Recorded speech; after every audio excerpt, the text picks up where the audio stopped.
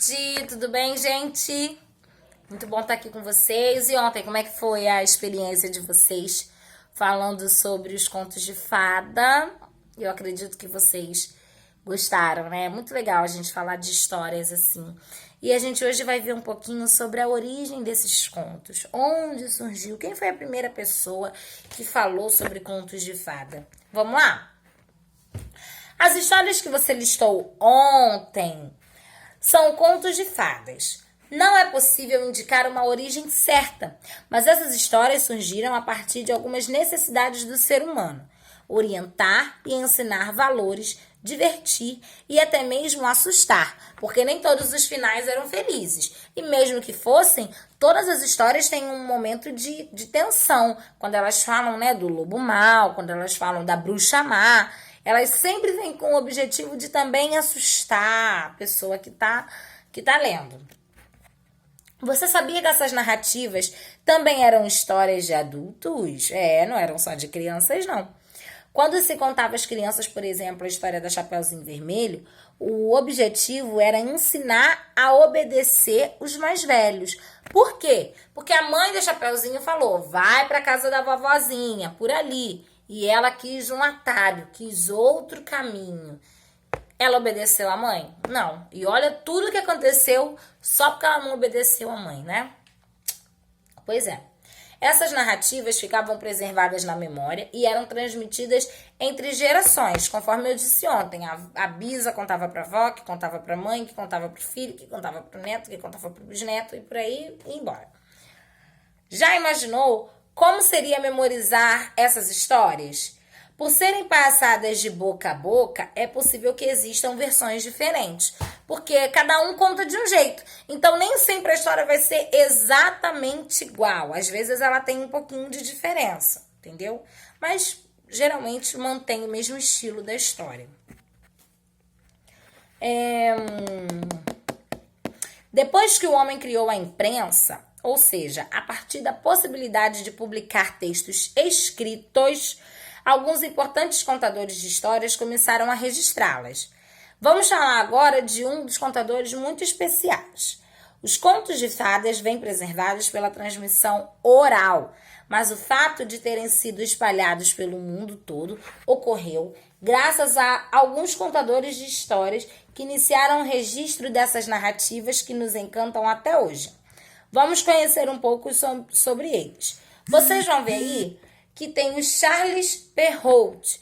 Ele foi o primeiro contador de histórias a publicar uma coletânea de contos de fadas. Ele nasceu na França, era funcionário público e ele tinha um irmão que era arquiteto também.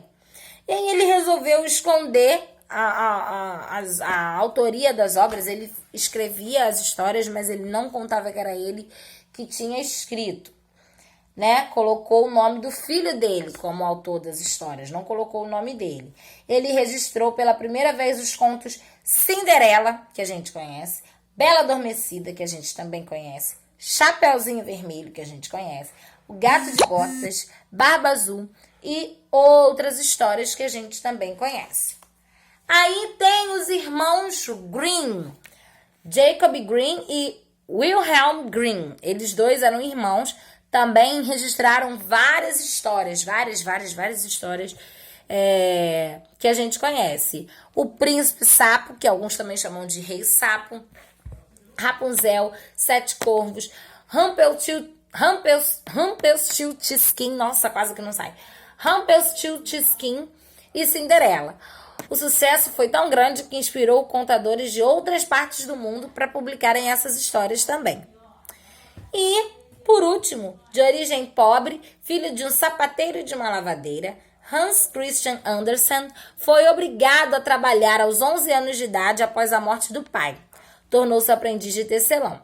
Aos 14 anos, entrou para uma companhia de teatro e passou a frequentar a escola, concluindo seus estudos aos 22 anos. Foi quando ele se tornou um grande escritor. Ele começou a escrever romances adultos, mas ele só ficou famoso mesmo quando ele publicou contos infantis baseados no folclore dinamarquês. E aí ele publicou algumas histórias que nós também conhecemos. A Pequena Vendedora de Fósforos, A Princesa e a Ervilha, A Roupa Nova do Rei, O Patinho Feio e A Rainha de Neve, que com o tempo, né, o tempo foi passando, ela ficou conhecida como quem? Branca de Neve. Vamos lá, gente. Como as histórias eram contadas antigamente? Vocês têm aí 3 perguntinhas, apesar de não ter linha, dá para vocês escreverem do lado pequenininho. Como as histórias eram contadas antigamente? Elas eram contadas de boca a boca, pela tradição oral, porque não tinha livros, não tinha como registrar essas histórias. B. Com que objetivos essas histórias eram contadas? Para divertir as pessoas, para compartilhar, para entreter as crianças, para orientar, para ensinar valores, para divertir sobre certos comportamentos também. Desculpa, gente, toda hora chega uma notificação aqui no meu celular. Como as histórias viraram livros, gente? Elas se tornaram livros porque, com o tempo, alguns grandes escritores, alguns grandes compiladores, alguns grandes contadores de história resolveram registrá-las em livros e compartilhá-las. Pessoal, por hoje é só isso. 3 questõezinhas do livro sobre esses contadores de histórias, sobre a origem das histórias dos contos de fada, ok? E na próxima aula nós vamos começar a ver sequência narrativa.